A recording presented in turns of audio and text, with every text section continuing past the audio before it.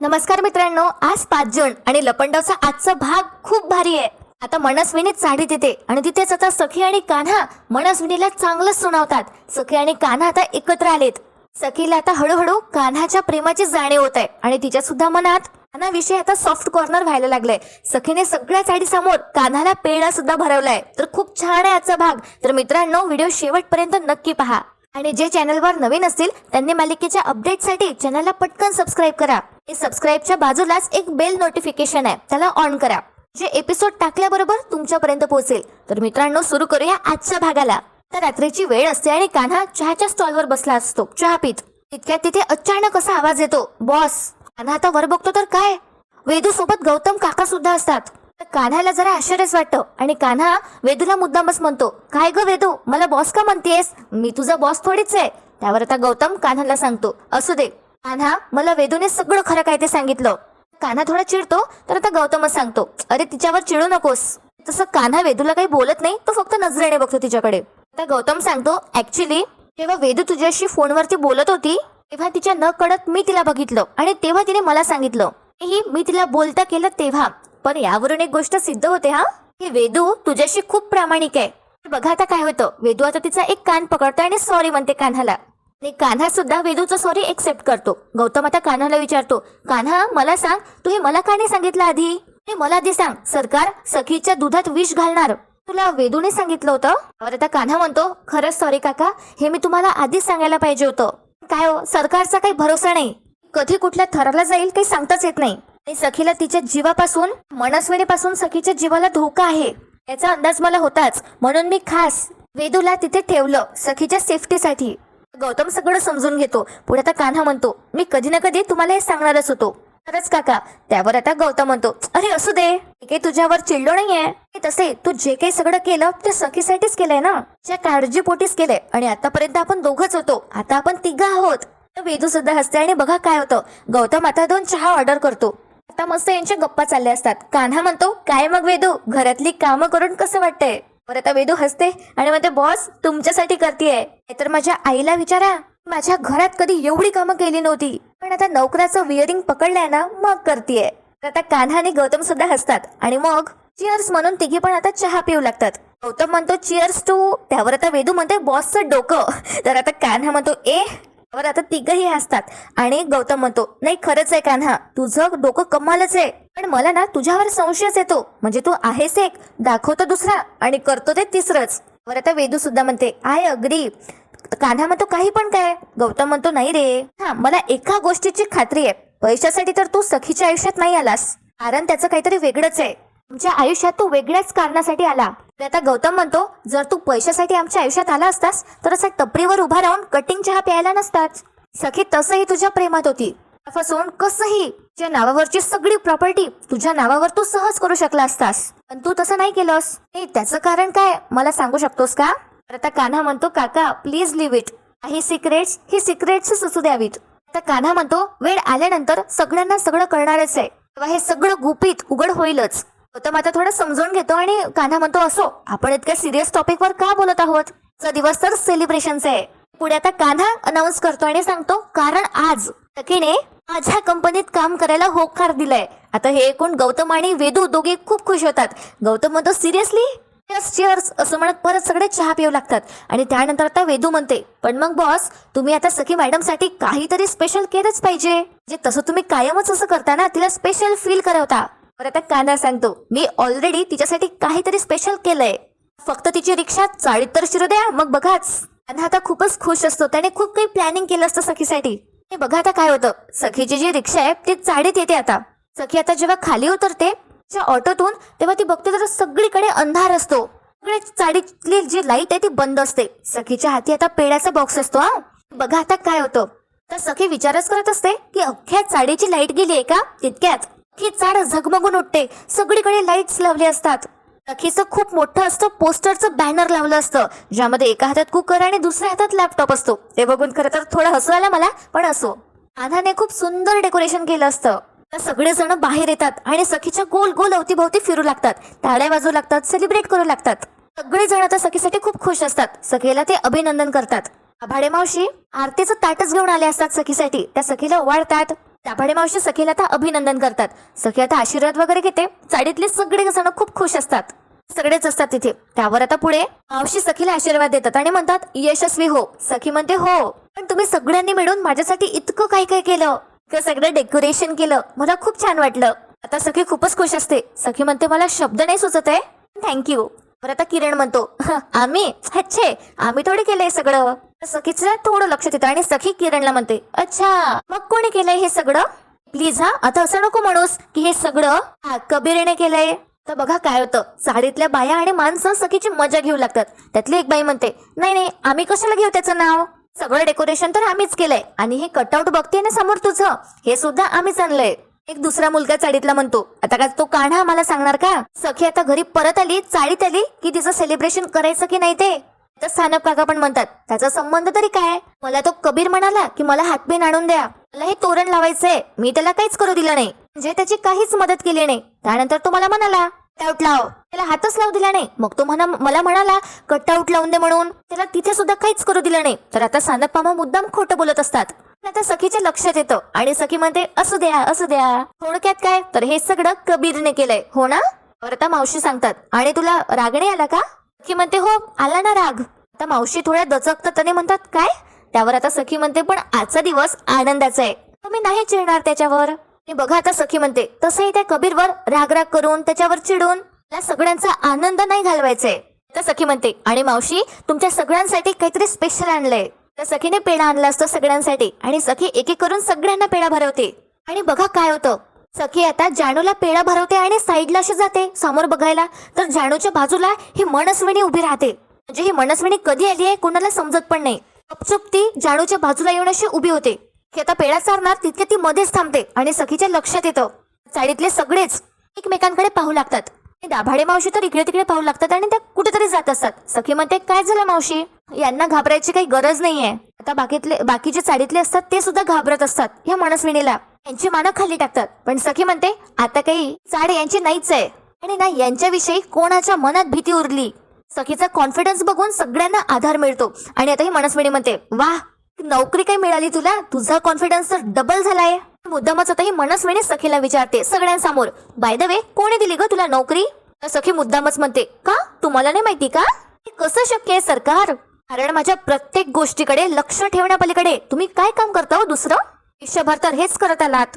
बघा मित्रांनो सखी आता सगळ्यांसमोर मनस्विनीला म्हणते स्वतःहून तर काही कमावलं नाही, माझ्या बाबांनी जे कष्टाने आयुष्यभर कमावलं केलं ते खोटं बोलवून आणि फसवून सगळं हिरावून घेतलं.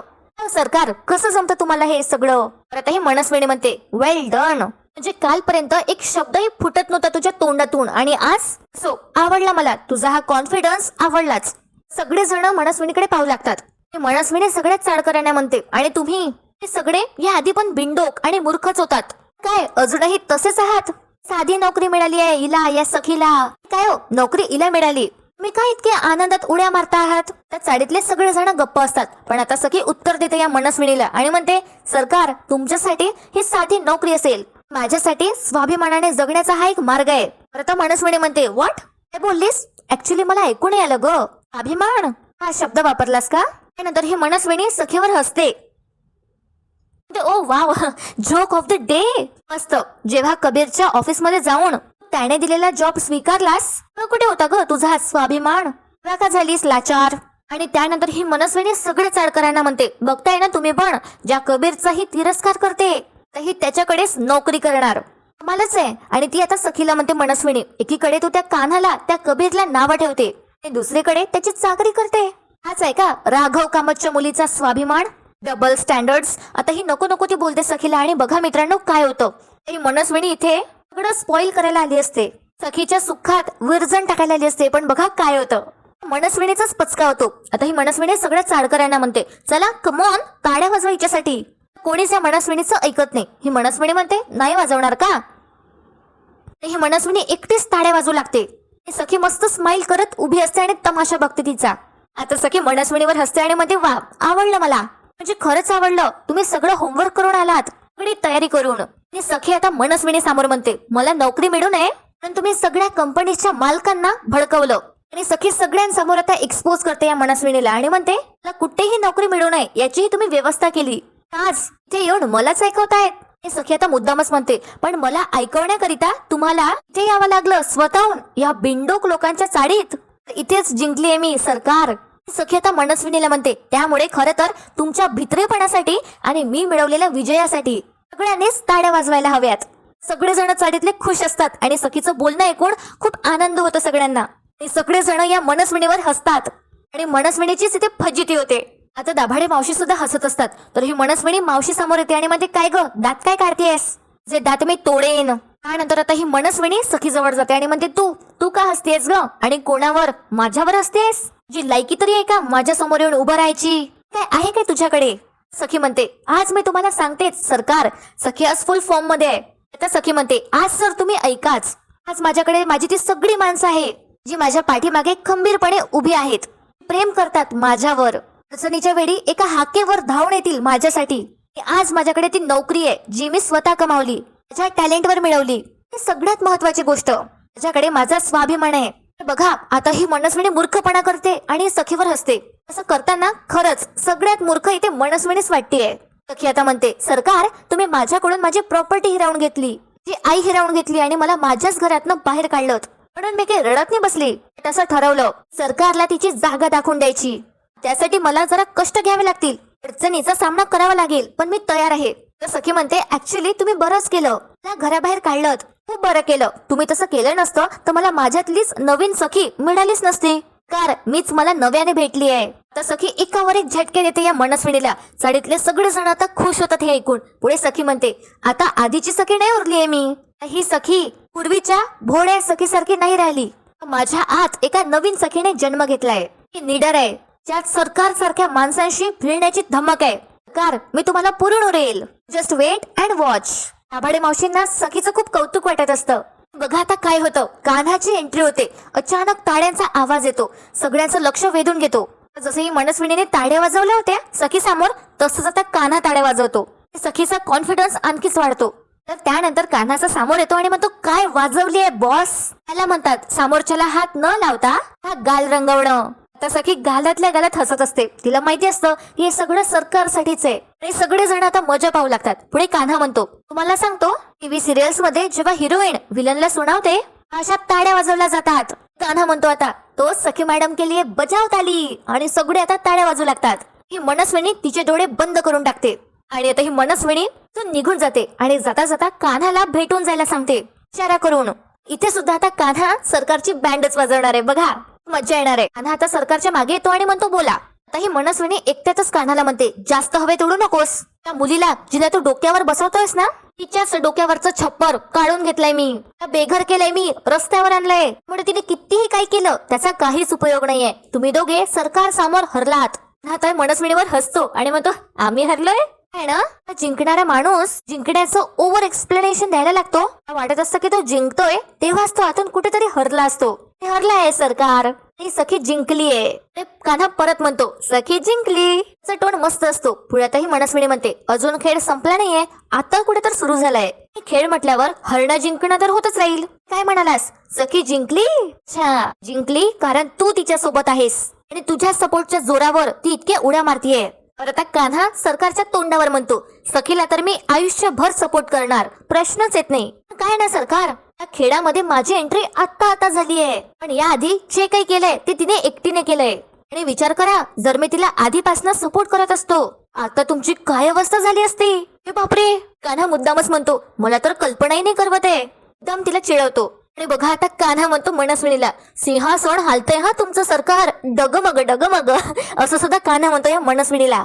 आता ही मनस्विनी म्हणते कान्हाला, तू हलवणार माझं सिंहासन? ती हे का माझ्याशी भिडण्याची हिंमत आहे तुमच्या दोघात?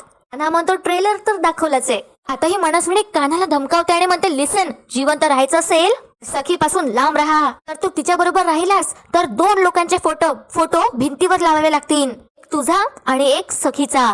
कळलं का? पण बघा आता कान्हाचं उत्तर. कान्हा म्हणतो, त्यापेक्षा ना माझा प्लॅन भारी आहे, तुमचेच 2 फोटो लावतो ना भिंतीवर.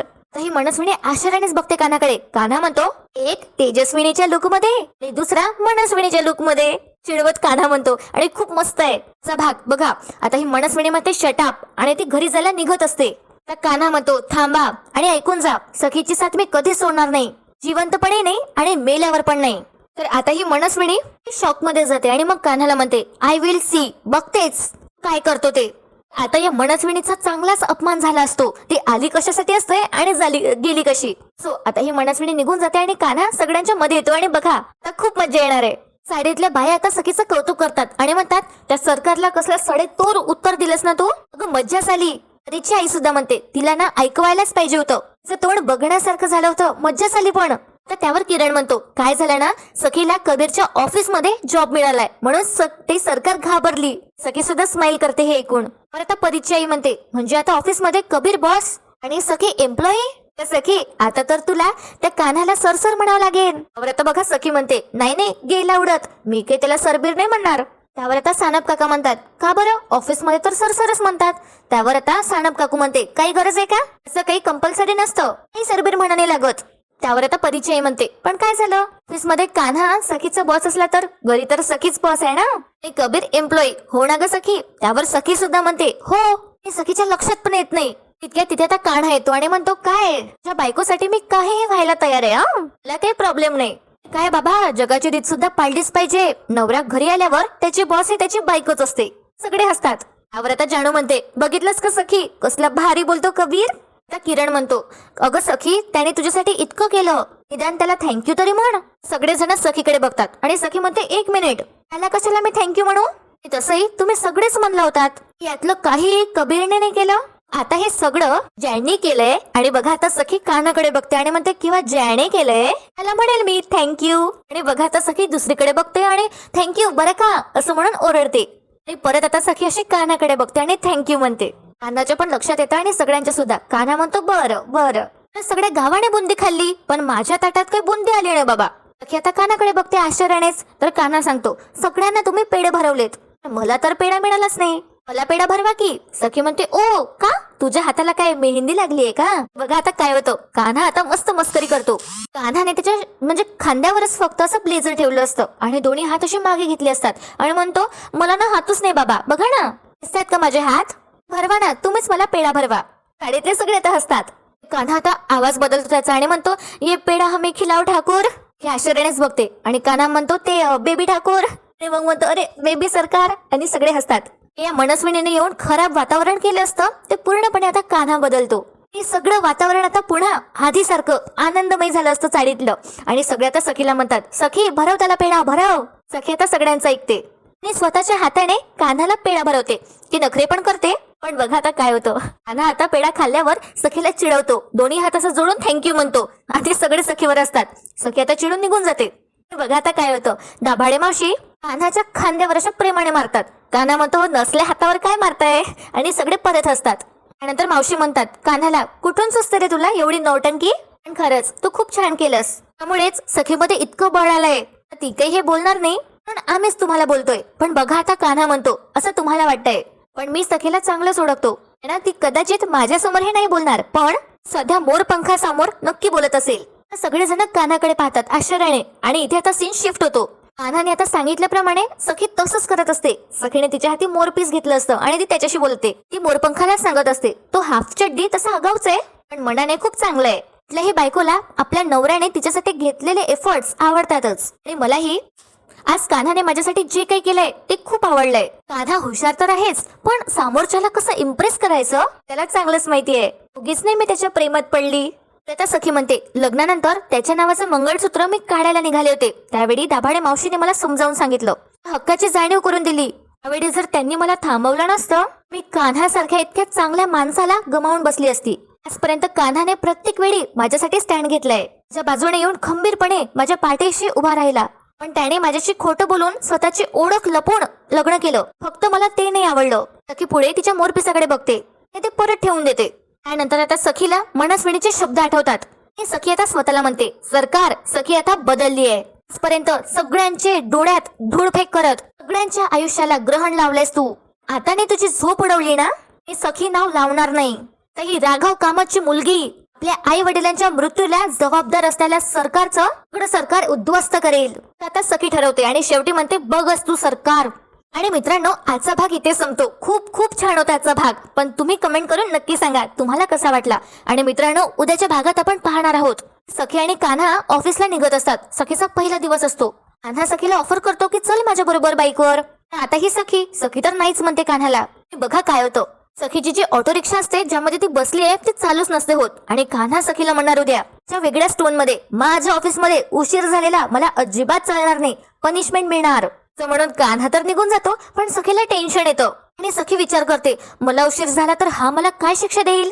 तर बघूया मित्रांनो, सखीला तर उशीर होणारच आहे हे नक्की, पण कान्हा सखीला काय शिक्षा देतो हे पाहणं इंटरेस्टिंग असणार आहे. येणाऱ्या एपिसोड्स मध्ये आपल्याला खूप मजा येणार आहे, खूप काही पाहायला मिळणार आहे. तर तुम्हाला आजचा भाग कसा वाटला कमेंट करून सांगाच, पण व्हिडिओला लाईक करायला विसरू नका, चॅनलला सबस्क्राईब करा आणि मालिकेच्या लेटेस्ट अपडेटसाठी बेल नोटिफिकेशन ऑन करा. व्हिडिओ शेवटपर्यंत पाहण्यासाठी खूप खूप धन्यवाद.